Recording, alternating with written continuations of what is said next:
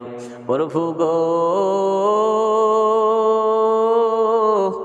আমি সুন্দর সুন্দর কত রঙ্গ বেরঙ্গের পোশাক পরি রে, আমার মাকে তুমি বেশি পোশাক পরাই দিও। মায়ের দোয়া লও হে মুমিন, মায়ের দোয়া লও, মায়ের দোয়া লও হে মুমিন, মায়ের দোয়া লও।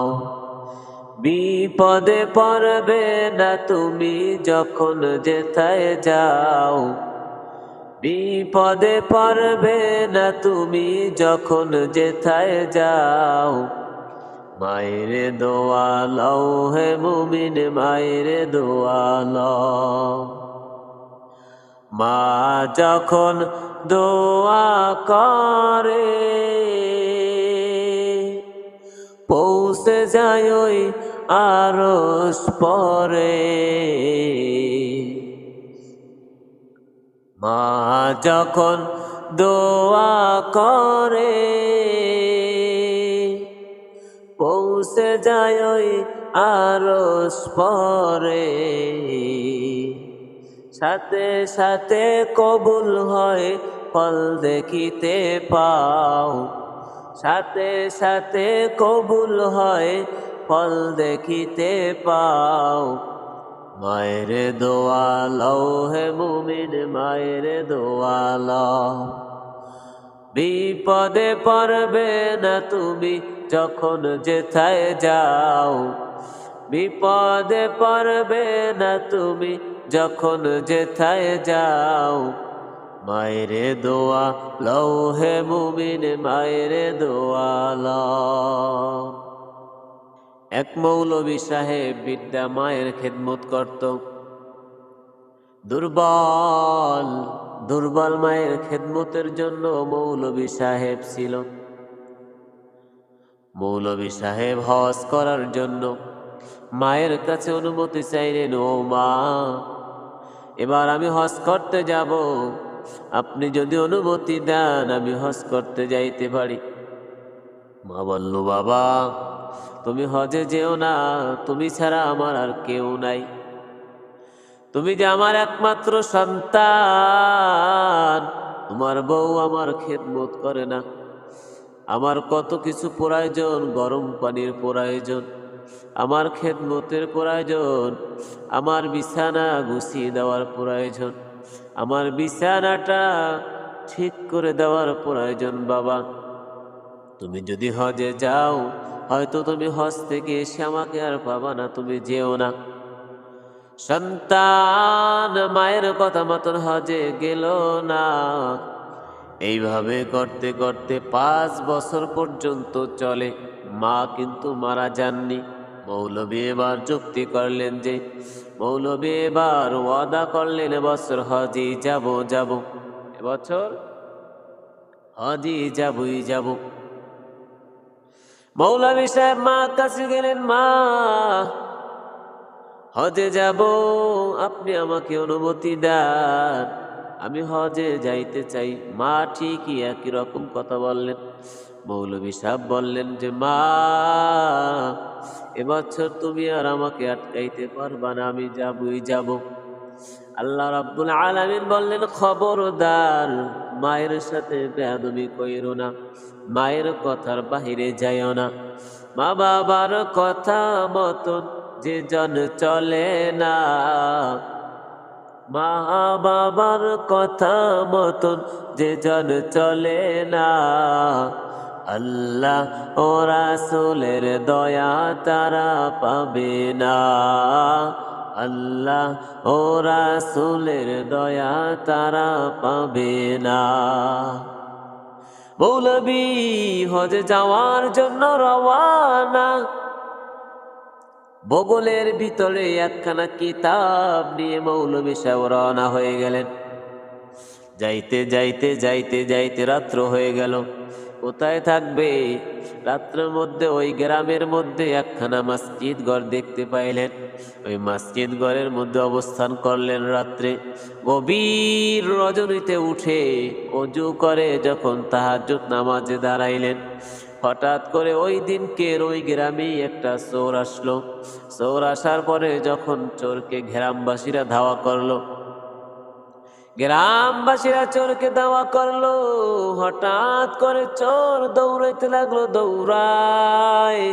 দৌড়াইতে দৌড়াইতে চোর একটা মসজিদের ভিতরে ঢুকে গেল। মসজিদের ভিতরে ঢুকে দেখে এক মৌলভী সাহেব নামাজ আদায় করতেছে। মৌলভী সাহেব নামাজ আদায় করতেছে।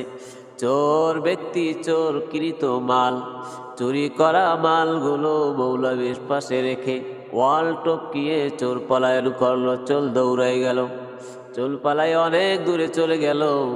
মৌলভী সাহেব নামাজ পড়তেছে। গ্রামবাসীরা এসে দেখে চোর মাল মসজিদের ভিতরে এক মৌলভী সাহেব নামাজ আদায় করতেছে আর ধারণা করতেছে চুরি করে আবার চোরাইয়া মাল নিয়ে মসজিদে রেখে আবার মৌলভী সেজে নামাজ আদায় করছেন। আসলে মৌলভী কিন্তু চুরি করে নাই।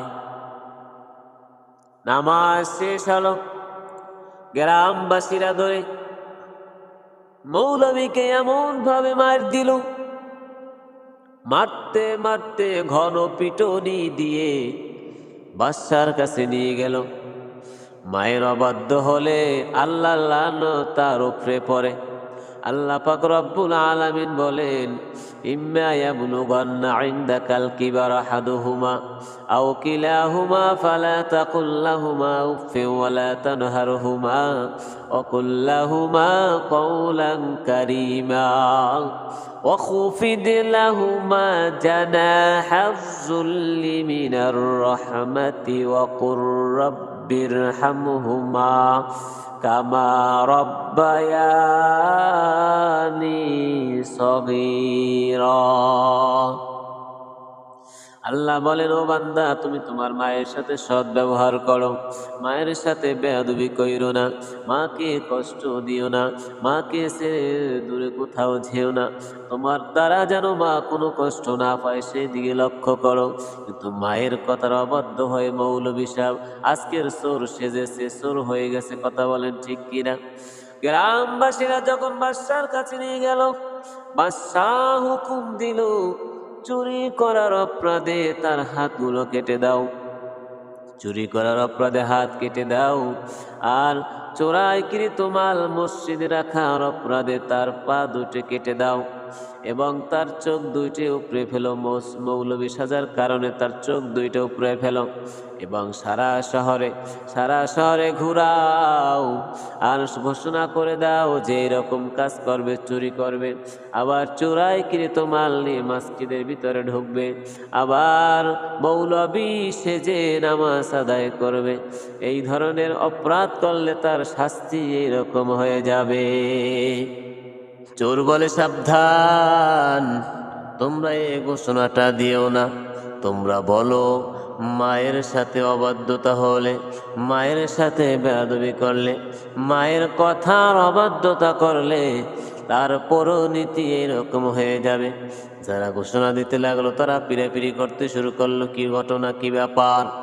জিজ্ঞেস করলো, কি হয়েছে রে ভাই? তুই মায়ের কথার অবাধ্য হয়ে মায়ের ইচ্ছার বিরুদ্ধে আমি হজ করতে বের হয়েছিলাম, কিন্তু আমি চুর করি নাই। আমার মা নিষেধ করেছিল, বাবা তুমি যেও না, তারপর আমি চলে আসছি, মায়ের কথা শুনি নাই।